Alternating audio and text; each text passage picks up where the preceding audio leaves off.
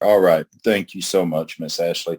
David G., I'm an alcoholic and addict of many sorts. Thank you so much for your service, Ashley. Thank you, Dennis, for yours as well. It's just always great that you guys step up to the plate and do this every week. I tell you, this meeting wouldn't be here without you guys, that's for sure. I used to do a lot of speaking at different conferences and stuff in person. And one of the things that I always try to do is to thank the people that are behind the scenes that make this happen, because it's easy to come and study the book and share experience, strength, and hope. But when it comes to the things that you do, that's not so easy, especially for a guy like me. So I'm very grateful for you guys, more than you know. As Miss Ashley said, I do have a sobriety date of August 8th, 1994. I have an emotional recovery date, October 1st of 2019 in the SA Fellowship. I'm a very grateful member of that, to where I have found a way to emotionally recover through the big book, going through this work again after having an experience in 1995 and losing that, or falling to sleep with that. Some years later, to be able to come back and to go through this process just shows me that the power of God, the age of miracles, is still with us, and the power of God goes very deep. So I'm very grateful to be here. We've been studying through the book. We started on the title page. We moved through the forwards. Second, third, and fourth edition, we looked at the doctor's opinion. We looked real close at the allergy, the phenomenon of craving. We looked at it with many different addictions, not just one, not just alcohol or drugs, but all of them. We started studying Bill's story last week, and we got into some of the history of that, and it went pretty deep. There's a lot in this story that the naked eye, it's hard to catch with just a naked eye. But when you read and study it, you really begin to look at how it unfolds. It makes absolute sense that this would be the way that I would want to work the program of Alcoholics Anonymous as outlined in the big book, to recover from whatever it is I suffer from, which today I know is self. I used to think it was several different addictions. I thought it was alcohol. I thought it was drugs. I thought it was lust. Those are only the fleas. The bug is self. So once I recover from self, once I have an experience there, all of these things seem to disappear, and I get to walk emotionally free. That's what's going to happen to Bill this week. We're going to see this in his story. Now, he sobered up on self-knowledge. If you remember back on page 7, we're going to start on page 8, by the way. For anybody that's here for the first time, or anybody that hasn't been here before but is now attending, welcome. Thank you for coming out. It's good to have you. Back on page 7, about the middle of the page, we see where Bill sobers up on self-knowledge. This is after he meets Dr. Silkworth, and, he goes through this therapeutic treatment, and it says at the end of that, that second full paragraph there, he said, surely this was the answer, self-knowledge. And so Bill knew a lot about himself. In my lineage, we're not so interested in self-knowledge as much as we are knowledge of self. That's what we're looking to have knowledge of, because that is what has defeated us, no matter who we are. We landed on page 8 at the very end of the study, where it said, no words could tell of the loneliness and despair I found in that bitter morass of self-pity. Quicksand stretched around me in all directions. I had met my match. I'd been overwhelmed. Alcohol was my master. That's the first step. We see where Bill takes the first step. But the message behind the message here is, no matter how deep that first step is, without a solution, it'll never last. We'll always return back to the original power after some time. Now, we're going to see how he sobers up the second time. Remember, self-knowledge the first time. But if you look at this next paragraph, he says, trembling, I stepped from the hospital, a broken man. Fear sobered me a bit. So the second time he sobers up is on fear. Now, fear is good in that respect. It brings you to your knees, and it puts you in a place to where you're going to do something. There again, it's not enough to last, and it wasn't enough for Bill either.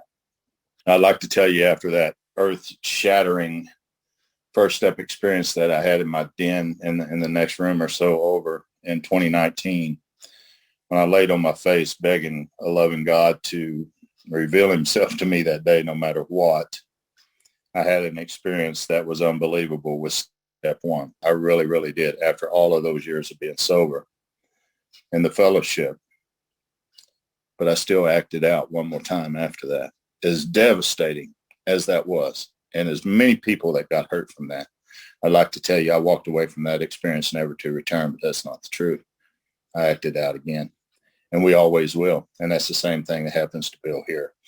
He says, then came the insidious insanity of the first drink. On Armistice Day, 1934, I was off again. So November the 11th, 1934, Bill was taking a ride across on a ferry. He met a guy that had a shotgun. Of course, Bill knows all about everything, so he strikes up a conversation with this dude.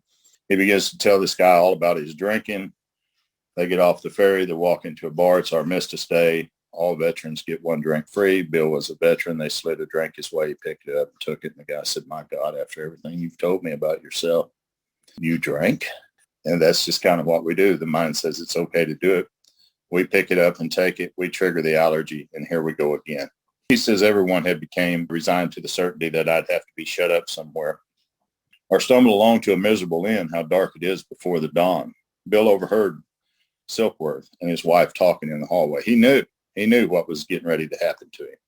He was getting ready to be shipped upstate New York to a wet brain clinic to where he would never function in society ever again. That's what was about to happen.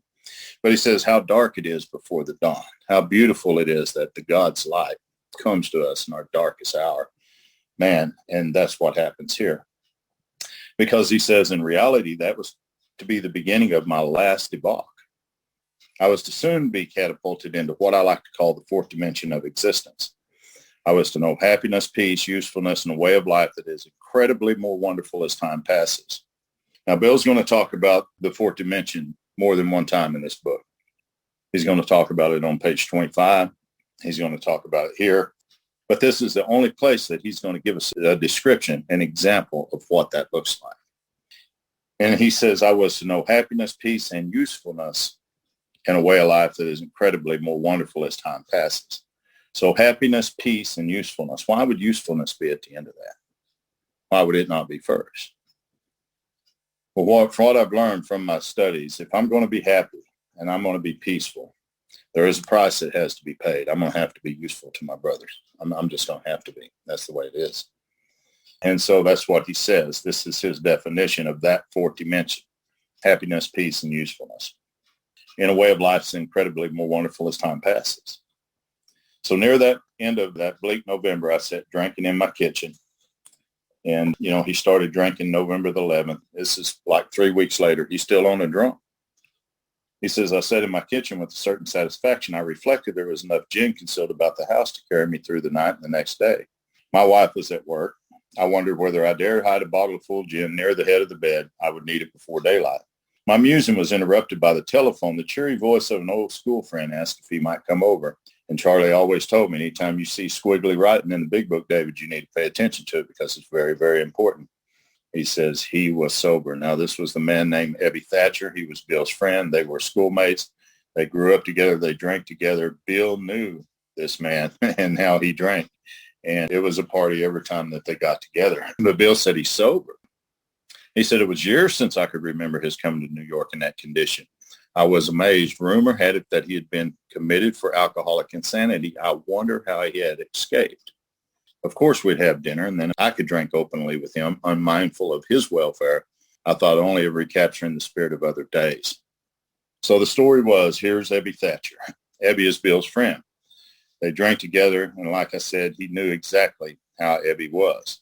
Now, Ebby come from a very wealthy family. His father was a mayor. They had a lot of money, and he was very prominent. But Ebby was an alcoholic and an embarrassment to the family. So they wanted Ebby to go away. And they said, what we would like for you to do is go to the old summer place, which was located in Vermont. And they said, we want you to sober up out there. And after you get sober a day or two, we're going to be there in the summer. Why don't you clean the place up a little bit, make yourself useful? So Ebby's out there. He paints the wall. And like any good alcoholic, he's standing back and admiring his work when some pigeons flew by and do what pigeons do and left some droppings on that pretty wall. Well, this really upset Ebby. He went inside the house, got a shotgun, come back out, started shooting holes in the wall at the pigeons and everything else, scared the neighbors to death. They called the law. They come and arrested him, and they took him to jail. He went before the judge, and 2 men appeared on his behalf.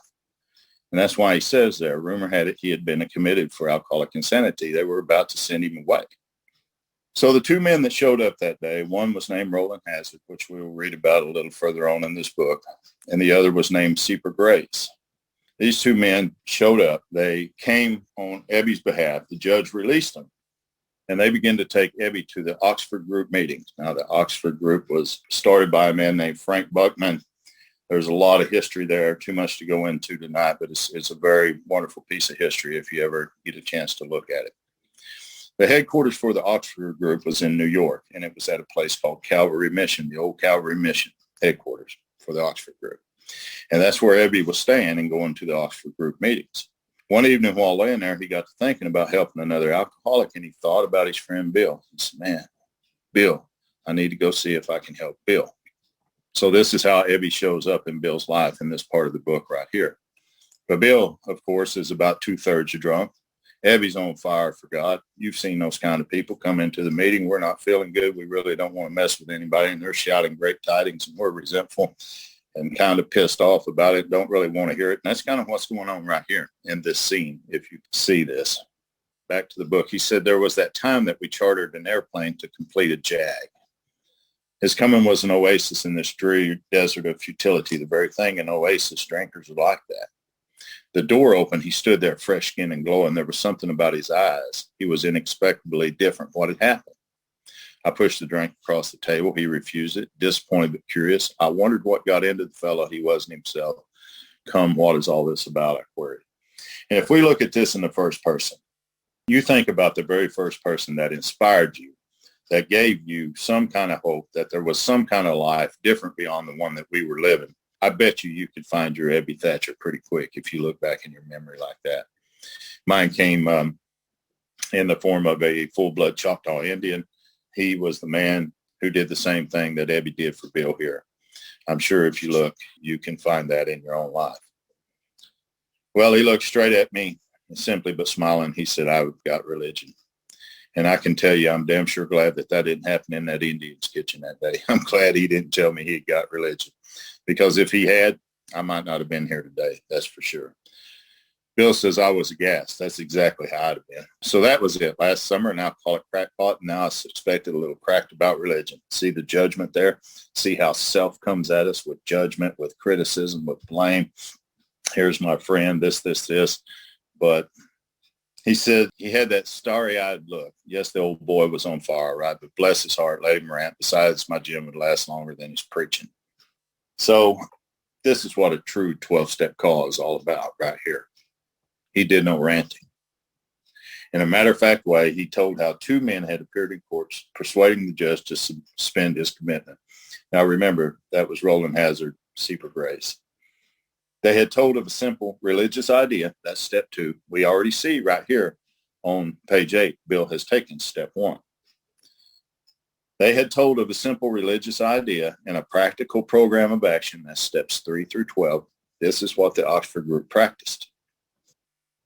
Yeah, that was 2 months ago, and the result was self-evident. It worked. Bill knew 3 things that day. 1, he knew the problem. We see that on page 8. We see what happened to Bill. We look at our own life. We see what happened to us. Now, Bill got this information from Dr. Silkworth. We've seen that on page 7. The second thing he knew was the solution. Now he knows because Ebby brought it to him that day. And the practical program of action, 3 through 12, which Ebby had brought him that day as well.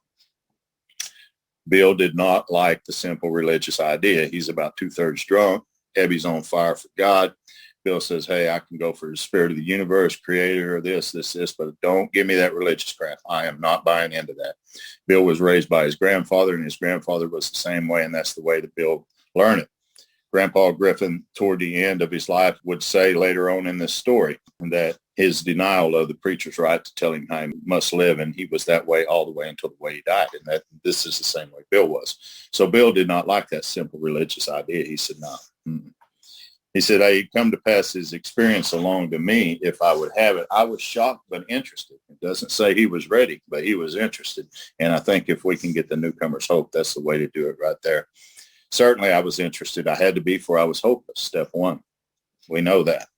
He talked for hours. Childhood memories rose before me. I could almost hear the sound of the preacher's voice as I sat on the still Sundays way over there on the hillside.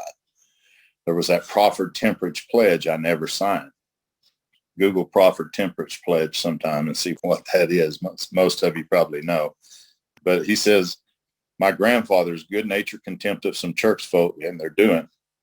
His insistence that the Spears really had their music, but his denial of the preacher's right to tell him how he must listen. His fearlessness as he spoke of these things just before he died. This is exactly where Bill is sitting here at this kitchen table with Ebby. These recollections welled up from the past, and they made me swallow hard. That wartime day in old Winchester Cathedral came back again. My brother Dennis read that. I think it was last week, actually. And that can be found in our folder of the original there. If you have a chance, please take a look at that again. A lot of people say Bill was an atheist. He really didn't believe in God. This paragraph tells me that's not the truth. Bill said, I had always believed in a power greater than me. Always. I'd often pondered these things. So that means Bill was a meditator as well. Anytime I ponder something, especially about God or spiritual matters, that's meditation. He said, I was not an atheist. So where people come up with that, I don't know. Few people really are, and this is why, because it means blind faith in a strange proposition that the universe originated in a cipher and aimlessly rushes nowhere.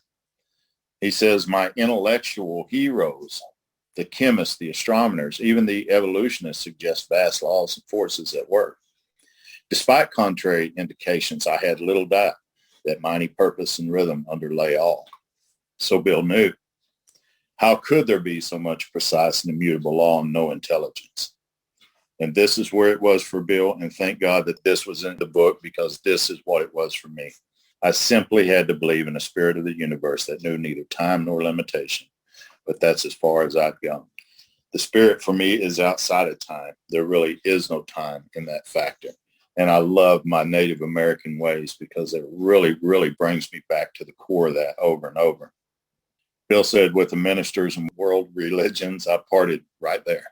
So did I. I promise you, this was not what I came to Alcoholics Anonymous looking for at all. When they talked of a God personal to me, I think key words right there, personal to me. That's what we lay hold of here as we move through these steps. Whose love was superhuman strength and direction, I became irritated and my mind snapped shut against such a theory. Bill's sitting here, he's arguing this back and forth with Ebby. Ebby's trying to tell him about God. Bill's saying, I can go for this, but I can't accept that. I just can't. Bill says, to Christ, I conceded the certainty of a great man, not too closely followed by those who claimed him. I held on to that sentence for years. That's probably the only sentence I ever learned the first year in Alcoholics Anonymous, because I could go back and use it against Christians. How crazy, judgmental, critical I was. Self was running the show. His moral teaching most excellent. For myself, I'd adopted those parts which seemed convenient, not too difficult. The rest I disregarded. I think that's true for many. The wars which had been fought, the burnings, the chicanery, the religious dispute had facilitated made me sick. Bill said, I honestly doubted whether on balance the religion of mankind had done any good. Judging from what I'd seen in Europe and since, the power of God in human affairs was negligible. The brotherhood of man, a grim jest. If there was a devil, he's seen Boss Universe, and he certainly had me. And when I look at that in my own life, I had an experience in 1995 that was just absolutely unbelievable. I didn't believe in God. I knew that there was a God. There wasn't a doubt in my mind. Nobody had to try to convince me of that. But I also knew that there was something else, and I didn't really call it the devil, and I didn't this. I've since come to know it as self. But it definitely seemed Boss Universal, and it had me for about the next 18 years in its grip, especially with the illness of lust. And I really didn't know that that's what was going on, but my life was so out of control in those areas from time to time, not all the time, but from time to time. So, but he says, my friend sat before me and made the point blank declaration that God had done for him what he could not do for himself. He can't argue this. He knows Ebby. He knew exactly how Ebby was. And that's the miracle of this program, as a brother gets to come to us. He gets to bring this message to us. And whether we believe in God or whether we don't, got to believe in his experience. We got to. I mean, and that's exactly what had happened to me. He said his human will had failed. Doctors had pronounced him incurable. Society was about to lock him up. Like myself, he had admitted complete defeat. That's step one. Then, in effect, he had been raised from the dead, suddenly taken from the scrap heap to the level of life the best he'd ever known. Had the power originated in him? Obviously, it had not. There had been no more power in him than there was in me in that minute. That was none at all. That's the miracle of the identification process, because that's exactly, he identified with Ebby. He says, this floored me. It began to look as though religious people were right after all. Here was something at work in a human heart that had done the impossible. My ideas, keywords, right there. My ideas about miracles were drastically revised right then. Never mind the musty past. Here said a miracle directly across the kitchen table. He shouted, great tidings. I saw that my friend, talking about Ebby, was much more than inwardly reorganized. He was on different footing. His roots grasped new soil. And think about people in our life that's like that. I know many right here on this meeting. But he says, despite the living example of my friend, and this is exactly where I was that day in that kitchen with that Choctaw Indian sitting at his kitchen table, and him telling me about this program. He was telling me about the miracle of God, and I was not wanting to hear it.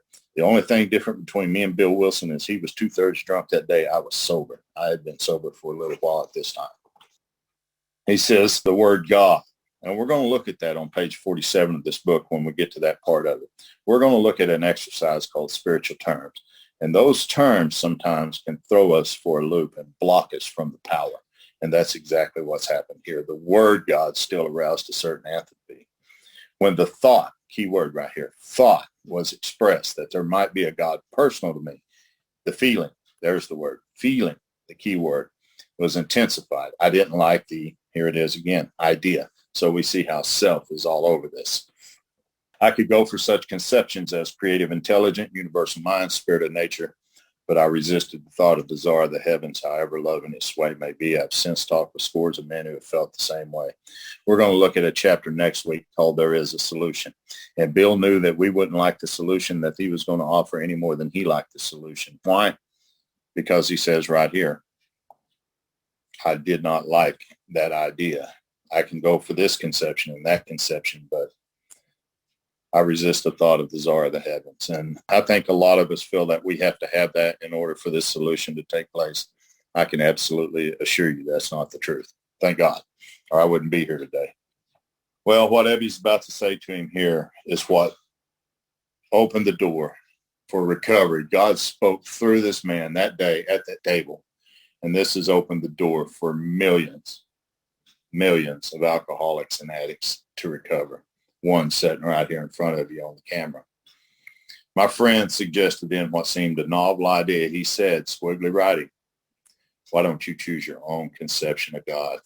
And that's what attracted me to this book and to this program, because religion says this is the way you must believe. And spirituality says it doesn't matter how you believe. Do you believe? And whenever I seen that and I was able to accept that, I was able just for a moment to put aside my old prejudice just for a few minutes. And when I was able to do that, the same thing happened to me as what happened to him here. This was a year later. I was 9 months sober in Alcoholics Anonymous at the time. My youngest son had just drowned in Lake Monroe, Indiana. You talk about having a hard time. I was having a hard time. I was full of depression. I was full of sadness. And I was not suicidal, but I was very homicidal. And there was a lot of people that I wanted to hurt a lot. And Bill says, that statement hit me hard. It melted the icy intellectual mountain whose shadow I'd lived and shivered many years. Bill was scared of God. Can anybody relate to that? Anybody scared of God? Anybody sober for a long, long time scared of God? So was Bill that day. But Bill said, I stood in the sunlight at last. And anytime you put something that is frozen, that is covered in ice, in the sunlight long enough, it's going to begin to melt. And this is what happened to Bill. People talk so much about the experience in Talon's Hospital that was so life-changing, this flash-of-light experience for Bill Wilson. But I'm here to tell you he had an experience before he went to the town hospital. And it was right here. He took step one. Let's look at how Bill takes step two. It was only a matter of being willing to believe in a power greater than myself, scribbly writing. Nothing more was required of me to make my beginning. Nothing more. That's it. I saw that growth could start from that point upon a foundation of complete willingness. Step one. I might build what I've seen in my friend. Would I have it? You bet I would. And I guarantee I'm the same way. The foundation of the structure is willingness. Well, Look at what Bill says. Thus, I was convinced that God is concerned with us humans, keywords here, when we want him enough. At long last, and this is where Bill took step 2, I saw, I felt, I believed. Scales of pride and prejudice fell from my eyes. Look at how I explained spiritual experience. A new world came into view. Beautiful description of step 2. Bill's drunk, sitting at the kitchen table, 2/3 drunk. He has an experience with God. We see where he took the first step on page 8. We see where he's taken the second step here on page 12. And let's look at what he says. The real significance of my experience in the cathedral burst upon me. And Dennis read that last week. Now he looks back and says, I know exactly what it meant that day. For a brief moment, I had needed and wanted God. There had been a humble willingness to have him with me, and he came. He'll always come. He always will. But soon, the sense of his presence had been blotted out by worldly clamors, mostly those within myself. And so it had been ever since, how blind I'd been. At the hospital, I was separated from alcohol for the last time. Treatment seemed wise, for I showed signs of delirium tremor. This was on December 10th, 1934. And what he did this day was took what we know today to be the last 10 steps of Alcoholics Anonymous and recovered. Let's look at what he says. There I humbly offered myself to God as I then understood him to do with me as he would. I placed myself reservedly under his care and direction. I admitted for the first time that of myself I was nothing. So the Oxford group in those days, their very first order of business was that you gave your life to God. Bill knew that that would not work for people like us, a lot of people like us. So what he did was he took their first order of business and made it our third. Today we know this is our third step. This is where Bill took the third step of Alcoholics Anonymous. Look at what he says here in step 4. Let's look at where he took the fourth step. He says, without him, I was lost. I ruthlessly faced my sins, step 4, and become willing to have my newfound friend. Now look at how he has a capital F there. Bill, through the years and many of his writing, always referred to God as a friend after this experience that day in the kitchen. And that's the way that I've seen God ever since. I don't think I have to beg God for anything. I don't look at God like he's something that my views on that have completely changed as a result of this. My newfound friend, take them away, root and branch. We know that to be our 6th and 7th step today. He says, I've not had a drink since. Man, what a miracle. And let's look at where he took step 5. This is what later became step 5. He says, my schoolmate visited me and I fully acquainted him with my problems and deficiencies. We made a list of people I'd hurt, to who I felt resentment. I expressed my entire willingness to approach these individuals admitting my wrong.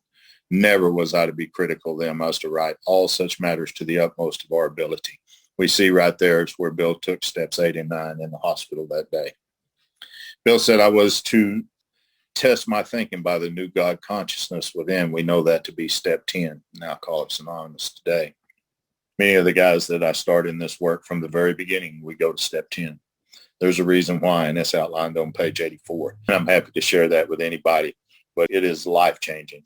In those days, soon after this, they always started with self-examination, prayer, and meditation. That's steps 10 and 11 as they're outlined in our program.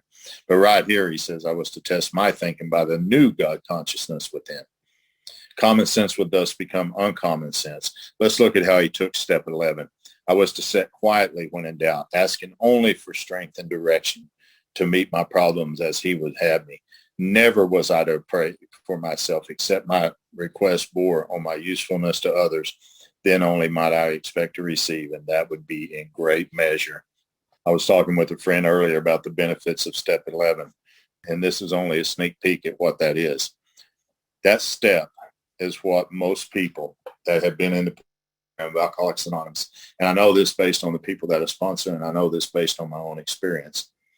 For 24 years, in Alcoholics Anonymous. I read the book, worked the steps, but I never really did steps 10 and 11 the way that they're outlined in the book.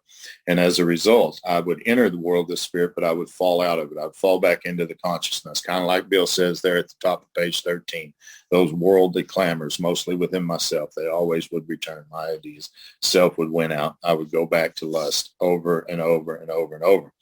So today, when a person comes to me, whether he's been sober for a long time or just a short little while, the first question I ask him, where are you at with step 10 and 11? I take him to the book, show him exactly the directions for it, and that's how we begin. But here is where Bill took step 11. Let's look at where he took step 12. Now, step 12 is divided into two parts. Any good big book step study meeting knows that there's step 12 part 1 and step 12 part 2. Let's look at Bill's experience with step 12 part 1. My friend promised that when these things were done, that up there above, that I would enter upon a new relationship with my Creator, a new relationship. Many of us have had a relationship with our Creator already, but a new relationship. He says that I would have the element of a way of living which answered all my problems, not just a few, not just the drink problem, not just the drug problem, not just the lust problem, not just the husband or the wife problem, all my problems. Belief in the power of God plus. There's more than belief here. I have been taken far beyond a place of belief here. I've been placed in a position of neutrality, safe and protected. That's far beyond a belief, far beyond. Belief in the power of God plus enough willingness, honesty, and humility to establish and maintain the new order of things were the essential requirements. So the two things that we must give up in order to recover, one is alcohol, lust, drugs, whatever it may be, but the other is our self-centeredness. And this is where the rest of the book is going to outline exactly what the solution is, what the insanity is, and more about alcoholism that puts us into that trap to begin with. We're going to look at a new conception of a power greater than ourselves. Nobody can change God. I don't believe that, but I can change my conception of what God is. And that's what changed my life right there. For so long, I had that so backwards. I thought that they were asking me to change God, and I knew I didn't have the power to do that. But they wasn't asking me to do that at all. They were asking me to change my conception because obviously the one that I had was not working. Bill says simple but not easy. A price had to be paid. It meant destruction of self-centeredness. We're going to look at that in some of the steps ahead. I must turn in all things, not a few things, all things to the Father of light who presides over us all. He says these were revolutionary and drastic proposals talking about the 12 steps, just as he took them there on page 13. But, and this changes the entire rest of it, the moment I fully accepted them, I come to Alcoholics Anonymous in 1994, page 449 in the third edition, Dr. Alcoholic Addict Acceptance is the answer to all, and that's a wonderful story. Wonderful. A friend that I used to do these big book studies was having breakfast at a conference one day. Dr. Paul O and his wife came in, sit down. And my friend Jim, he went to him and said, hey, do you mind if I join you guys or you join me? And, you know, they said, of course. And he said, I'd really like to ask you a question. And Paul says, man, I already know. Acceptance is the answer. He said, what you have to realize is this was a time before all of the treatment centers come in. He said, I had no idea this thing was going to go widespread that the way it is. People think that that's all there is to the program. Acceptance is the answer to all my problems. He says, but I want to tell you that's on page 449 at that time in the big book. He says acceptance is mentioned long before that in the big book. It starts on page 14, and it's right here. Because Bill said, the moment I fully accepted him, talking about the 12 steps, look at his experience. The effect was electric. There was a sense of victory followed by such as peace and serenity as I had ever known. There was utter confidence. And I can tell you in 1995, when I had that blowout spiritual experience, that's exactly what was happening to me. There was utter confidence. I felt lifted up as though the clean wind of a mountaintop blew through and through. Here was a guy who'd been to prison, no education, just crazy, as meaner than a rattlesnake. And one day I'm loving people. I'm wanting to help with people, and I'm praying with people, and I'm going to places, and I'm talking to people about staying out of jail and staying out of trouble and changing your life. How does that happen for a guy like me? Bill says, I felt lifted up as though the clean wind of a mountaintop blew through and through. And I've had this experience on many occasions through the years. And a lot of the guys that I work with when we go through the fifth step as outlined in the big book of Alcoholics Anonymous, after following the directions led up to that point, tell me more often than not, this is the exact same experience that happens to them. Bill said, God comes to most men gradually, but his impact on me was sudden and profound. I can remember reading that and thinking, man, I wish that would have happened to me. But when I look back on my experience in 1995, that's exactly what happened to me.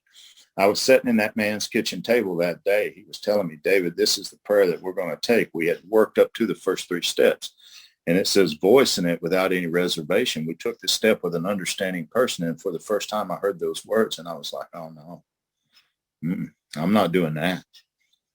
He said, that's exactly how the book calls for it to be done. You either need to back up and take a look at the first 2 steps if you're not willing to do that, or you need to call it quits. And I said, I think I'll call it quits. Thanks for your help. And I walked out of his kitchen that day, and about a week passed, and I called him up and I said, can I come back? And he says, what's changed your mind? And I pointed to my mind and I said, this, I'm more afraid of this than I am saying your prayer.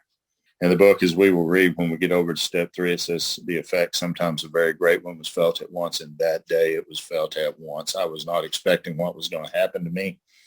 I walked out of that kitchen that day a different man, and have been ever since, all those years. My sponsor said this to him. He said, because he drank again after almost 20 years, I fell into lust and got swept away with that. His sponsor said to him, when you took that first step, did you mean it with all your heart? Back in, his was in the 80s, mine was in the 90s. And my sponsor asked me that same question. When you took the 3rd step that day, did you mean it with all your heart? I said, absolutely. He said, then everything that's happened to you from then to now is a part of that. Now we get to come back and reconnect with that. And man, what a beautiful experience it has been since 2019. I went back through this work, had another experience. Now I know how to live on the shore. When I met my sponsor, I told him, I don't need you to tell me how to manage my life, and I don't need you to sit down and read a book with me. What I need to know is how to live on the island, the shore of faith. And that's what it's been ever since. So Bill says, for a moment, I was alarmed. I called my friend, the doctor, Dr. Silkworth, to ask if I was still sane. He listened in wonder as I talked. Finally, he shook his head saying, something's happened to you. I don't understand it, but you better hang on to it, because anything is better than the way you were. The good doctor sees many men who has had such experiences. He knows that this is real. And this happened on December the 14th of 1934. And this is just a beautiful part of history here. And Bill often said that this is what changed his life, is the experience he had here, and plus the follow-up with Dr. Silkworth. He stayed sober the rest of his life. He never drank again. What a miracle. He says the good doctor now sees many men who have had these experiences. He knows they are real. So while he lay in the hospital, let's look at how self-centeredness goes away. And let's look at how the grace of God enters when we latch onto this thing. Exactly what he said, revolutionary and drastic proposals. Once we fully accept them, look at what happens. While I lay in the hospital, the thought came that there were thousands of hopeless alcoholics that might be glad to have what had been so freely given to me. I guarantee you read 4 or 5 pages back, that wasn't his way of thinking at all. That was not my way of thinking when I had this experience, and it probably wasn't yours either. I just don't think like that. He says, perhaps I could help some of them. They in turn might work with others. This is what the spiritual experience does. It changes our outlook. It changes everything about it. Well, let's look at step 12, part 2, and this is where Bill took it right here. My friend had emphasized the absolute necessity of demonstrating these principles in all of our affairs. We're going to look at this more closely as we get into this work a little deeper. Everyone that I take through this work, from the day that I sit down with them, they have to agree with this next sentence, or I will not take them through the work at all. It is imperative to work with others as he had worked with me. Don't add anything to, don't take anything away. Exactly the way that it's given to you is exactly the way that it needs to be carried on. And my sponsor pounded that into me when he took me through this work, and I do the same with others. Faith without work is dead, he said, and how appallingly true for the alcoholic.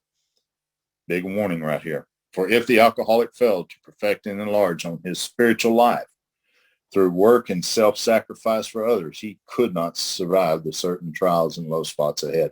That's a promise in this book. If he did not work, he would surely drink again, and if he drank, he would surely die, and then faith would be dead indeed. With us, it is just like that. Bill says, my wife and I abandoned ourselves with enthusiasm to the idea, key word, of helping other alcoholics without this spiritual experience. That idea is never going to enter into my mind at all. He says, to a solution for their problem, it was fortunate for my old business associates remained skeptical for a year and a half, during which I found little work. I was not too well at the time. I was plagued by waves of self-pity and resentment. Anybody ever have that happen to them after they get sober? This sometimes nearly drove me back to drink. But look at the solution to this, if that's what's going on with you, or if that does go on with you. He says, I soon found that when all other measures failed, work with another alcoholic would save the day. That's over and over and over and over in this book. We're going to see it all the way to the very end. He says, many times I've gone to the old hospital and known, talking to a man there, I'd be amazingly lifted up and set on my feet. It is a design for living that works in rough going. And trust me when I tell you, just because we're sober doesn't mean there ain't going to be some rough going. I guarantee you, anybody on here that believes that, that's part of the delusion. We commenced to make many fast friends, and a fellowship has grown up among us. We've seen this happen in our groups. Now we see it with the Freedom Seekers. We see it with other groups, the Monday, Thursday meetings. Look how that thing has come alive. Look how it's growing. Look where it's going, because they're studying and doing what's in the big book. It says the joy of living we really have, even under pressure and difficulty. I've seen hundreds of families set their feet in a path that really goes somewhere. Families, not just the alcoholics, but the families. My God, how powerful is that? We have seen the most impossible domestic situations righted, feuds and bitterness of all sorts wiped out. Even inside of our fellowship, I've seen this. I've been able to make amends for all the harm that I've done to the fellowship here. Although I'm not a part of that anymore, I do have a clean slate with them today. I have seen men come out of asylums and resume a vital place in their lives and their families and communities. Business and professional men regain their standing. There is scarcely any form of trouble and misery which has not been overcome. I promise you the power of God goes deep here through these steps. In one Western city and its environment, there's 1,000 of us and our families. We meet frequently, and this is the reason for our meetings. I always think it's because I can go there to get something. That's the only reason I really wanted to go for a long time. A man one time said to me, when you go to see what you can give rather than you can see what you can get, you're going to have a different experience. And Bill talks about it right here. We meet frequently. Why? So that the newcomer may find the fellowship. That's why we're there, that they see. At these informal gatherings, one may often see 50 to 200 persons. We are growing in numbers and power, even to this day. An alcoholic in his cup is an unlovely creature. Our struggles with them are variously strenuous, comic, and tragic. One poor chap committed suicide in my home. He could not or would not see this way of life. Less than 5 blocks away, walked in on a guy that I was trying to help one time. He'd been drinking for a while. He'd relapsed, shot himself in the head, point blank, and remains everywhere. Another time, a guy had hung himself. I mean, this is serious. This is a serious deal that we deal with here. But there is, a vast amount of fun about it all. So some would be shocked at our seemingly worldliness and levity. But just underneath, there is deadly earnestness. Faith has to work 24 hours a day in and through us, or we perish, even in our sobriety. Most of us feel we need to look no further for utopia. We have it with us right here and now. Each day, my friend, simple talk in our kitchen, that was Ebby, multiplies itself into a widening circle of peace on earth and goodwill to all men, not just a few. Religion always taught me it's this way or it's no way. I don't believe that anymore. That's okay. That's me. It's open to all men. So anyway, Bill W., co-founder of AA, died January 24th, 1971.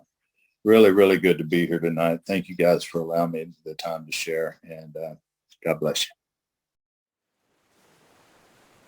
This concludes David's share on tonight's chapter, but we encourage you to keep listening as he answers questions from the audience and shares additional experience, strength, and hope. Thank you, David. I had, 2 questions.